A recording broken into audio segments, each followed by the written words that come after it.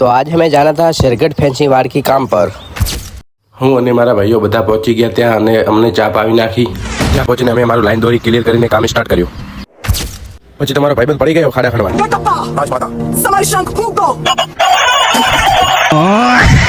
અમે અમારી line તોગડીને clear કરી અને અમે લાગી ગયા કલર કરવા માટે અને અમે તો અહીંયા સારું કરતા હતા. મારો બડો ભાઈબંધ આશુ ઉપર ઘોડું કરી રહ્યો છે અને આશુ એટલે તો અમને બાઈટ અવગો પાડી નાખ્યો.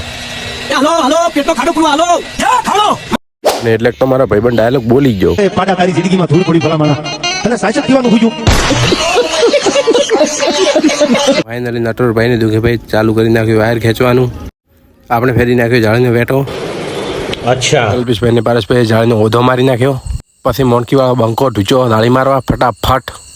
તો ફાઇનલી અમારી તાર ફેન્સિંગ બનીને કમ્પ્લીટ થઈ ગઈ. કેવી આવી કોમેન્ટ કરજો. અને પછી અમે નીકળી ગયા ઘર તરફ. વ્લોગર હમણાં નવો છે એટલે કોઈ ભૂલચૂક આવે તો કોમેન્ટમાં કહેતા રહેજો.